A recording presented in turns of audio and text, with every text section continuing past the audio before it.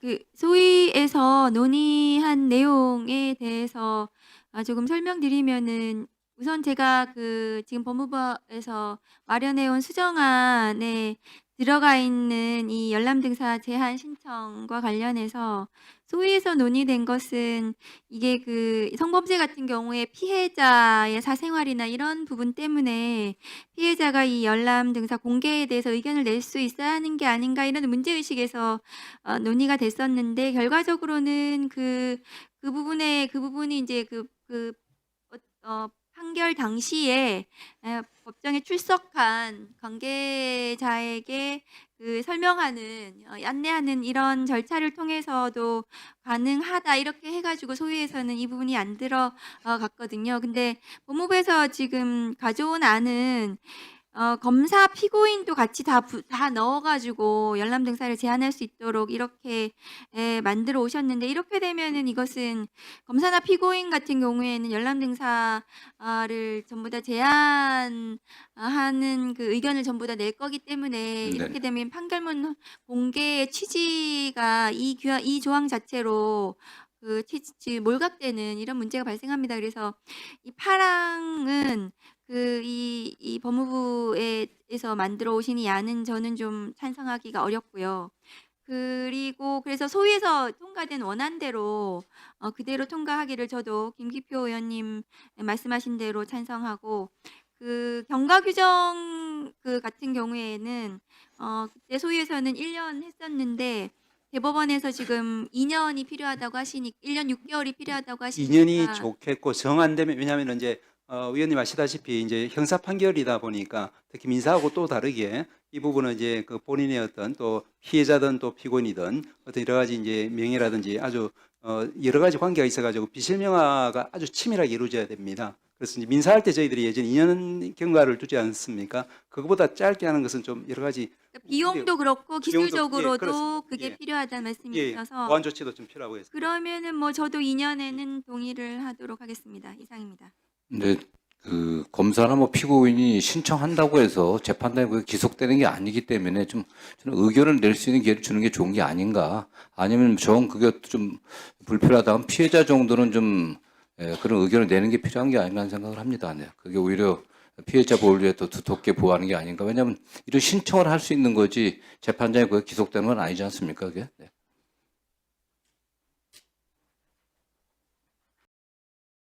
네, 또 토론하실 위원님, 최혁진 위원님. 오늘 뭐 현안 질의 시간이 따로 없을 것 같아서 네네. 된 김에 몇 가지만 좀 여쭤보겠습니다. 예. 법무장관님, 어제 서울 동부지검 합수단이 네네. 갑자기 이제 수사 중간 보고, 저는 이제 결과 보고인가 했는데 중간 보고라고 돼 있더라고요. 예, 그렇습니다. 내용을 제가 좀 보고 약간 이게 뭐지 하는 생각이 들어가지고요. 문안 중에 이런 문안이 있었어요. 세관 마약 밀수 연루 의혹에 대해 세관 직원들이 마약 밀수 범행을 도운 사실이 없다고 판단하여 혐의 없음 처분한다. 저는 이게 굉장히 좀 당황스러웠는데요. 이게 지금 보면은 마약이 176kg이 이게 580만 명 투약할 수 있는 분이잖아요. 그것도 굉장히 허술하게 똑같은 루트로 13차례나 걸리지 않고 들어왔는데 도운 흔적이 없으니까 혐의 없음 처분한다라는 이 말 자체가, 저는 이게 상식적으로 납득이 안 되는 게, 이게 전방 DMZ에서 북한군이 몰래 침도해서 뚫리면은 사단 장소부터 해서 줄줄이 전부 다 처분을 받는데, 어떻게 이거를 갖다가 설사 과실이라고 하더라도 네. 혐의 없음 처분한다라고 하는 말 자체가 저는 사실 납득이 잘 안 됐고요. 이게 이제 마약이어도 큰 문제지만 제가 한번 생각을 해봤어요.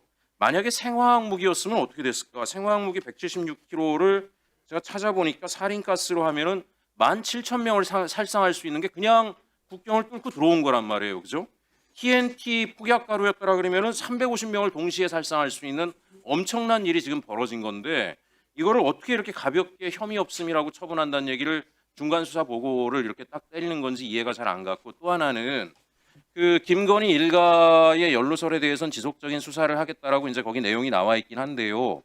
사실은 김건희 일가가 세관 쪽하고 공모를 해서 마약을 들여온 게 아니라는 의혹도 계속 있는데, 저는 이게 지금 쪼개기를 하고 있는 게 아니란가 하는 의심이 자꾸 들어요. 왜냐하면 마약 수사 관련해서 세관은 혐의 없음 처분을 해버리면 김건희 일가가 세관하고 관련된 거에 대해서도 이미 수사는 사실상 종결되는 문제가 발생해 버리게 되는데, 이거를 저는 시기적으로도 왜 이렇게 오해스럽게 했을까? 예를 들면 또 뭐 보니까 오늘 언론에 보니까 뭐 백혜련 경정은 압수수색 영장 청구를 하는데 그 직전에 이 발표를 해버려서 결과적으로 압수수색 영장 청구를 하게 된 거에 대해서 기각 처리를 하기 위해서 이게 연막전을 핀 게 아니냐 이런 오해까지도 불러일으켜서 지금 그 댓글들이 장난이 아닌 상황들을 왜 초래하는가라는 생각이 들어서 이렇게 되면 이 수사의 결과에 대해서 사람들이 얼마나 국민들이 신뢰를 하겠는가라는 우려가 있습니다.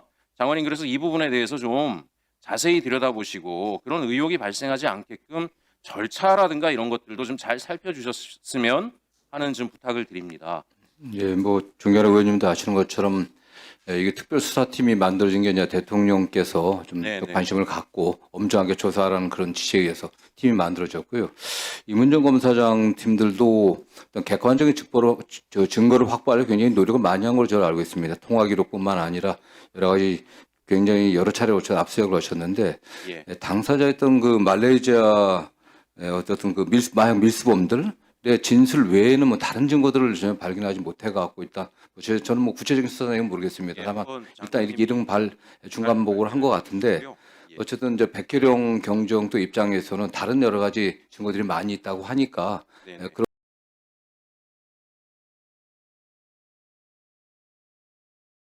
부분에서 저희들도 또 필요한 부분들이 있다고 하면 예. 적극 협력하도록 하겠습니다. 또 엄정하게 조사될 수 어쨌든 있도록. 이런 기자회견이나 뭐나 좀 철저하게 해서 네. 이런 의혹들이 괜히 부풀려지지 않게 관리를 해주셨으면 예, 좋겠다는 그렇게 하겠습니다. 부탁을 좀 네. 드리겠습니다. 그리고 네. 법원행정처장님 제가 뵌 김에 이 말씀을 좀 드리고 싶어요. 예. 저는 아무리 누워서 자다 깨서 일어나서 천장을 봐도 방바닥을 봐도 이해가 안 가는 게 지금 조희대 대법원장이나 우리 법원행정처장님이 몇 차례나 이야기를 했습니다. 모든 판사는 헌법과 양심에 따라 판결을 한다. 우리가 지금 지기현 판사의 문제에 대해서 이야기했을 때도 안심하고 지켜보라든가 판사가 양심에 따라서 하니까 결과를 보라고 이야기를 하셨단 말이에요. 근데 우리 법사위에서 사법개혁안을 이야기할 때마다 어제 판사들도 모여가지고 그런 얘기를 했더라고요. 인사라든가 평가제도가 바뀌게 되면 재판의 독립성이 훼손이 된다.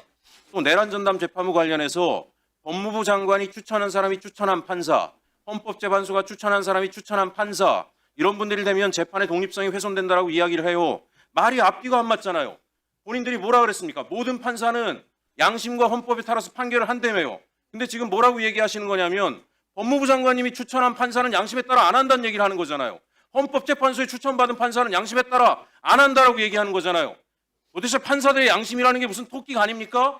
꺼냈다 집어넣었다 그때 다르고 국민들이 지금 이야기하는 거는 어찌 보면 법원행정처장님이 그대로 입증을 한 거예요. 무슨 얘기냐면 국민들은 지금 조희대 대법원장이 어쨌든 내란에 연루된 의혹이 있다라고 보는 거고 그분이 콕 찍어서 세운 판사가 정상적인 재판을 안 할 것이라고 얘기를 하는데 본인들은 또 거기에 대해서 문제 없다라고 얘기를 하면서도 판사는 인사나 평가를 누가 하느냐에 따라서 재판의 자율성이 훼손될 수 있다라고 지금 항변하는 거잖아요.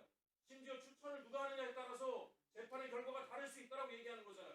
그럼 국민들의 말도 인정해야 되는 거 아닙니까? 조희대 대법원장이 콕 찍어서 지명한 판사가 공정한 판사 재판을 안 할 거라고 얘기했는데 어떻게 말이 이렇게 다르고 이걸 어떻게 설득력 있다라고 얘기를 합니까? 여기에 대해서 위헌성이 있고 위헌이면 위헌이라고 얘기하든가 위헌의 여지가 있다라든가 그리고 재판의 독립성을 이야기한다든가 저는 이런 게 혹세무민이라고 생각을 합니다. 그래서 뵙게 되면 여쭤보려고 그랬어요. 도대체 기본적인 논리가 안 맞잖아요. 이 말이 도대체 어떻게 계속 반복해서 튀어나오는 건지 오늘 답변을 해주세요. 좀 정확하게. 예. 간단히 말씀드리겠습니다. 위원님 말씀하신 취지는 제가 어떤 말씀인지는 알겠습니다. 요 한 가지 말씀만 드리겠습니다. 저희들이 여러 가지 이야기했기 때문에 말씀하신 것처럼 이제 우리 법관들뿐 아니라 최근에 이제 전법대 정법관대표회의라든지 그리고 이제 대한변협 또 더 나아가서는 이제 우리 민변이라든지 참여연대, 경실련 등 모든 이제 단체들에서 적어도 이 법에 대해서는 위헌적인 이제 소지가 있으니까 극도로 신중하게 접근해야 된다는 이야기를 계속 하고 있습니다. 제가 드리는 말씀은 어떤 한두 사람이나 한두 기관에서 어떤 이야기를 한다고 하면은 그 사람이나 그 기관의 어떤 편견이라든지 무지의 결과일 수도 있겠지만 모든 기관들, 모든 사람들이 이렇게 이야기를 한다고 하면은 그 제 말씀 맞으면 그래서 그러면은 이제 그것은 이제 우리 정부의 어떤 이제 그 공주권 실현을 위해서 바라는 충정해서 그렇게 드리는 말씀으로 좀 생각해 주셨으면 감사하겠다는 말씀입니다. 어쨌든 제가 이런 하나는 말을 길게 하셨는데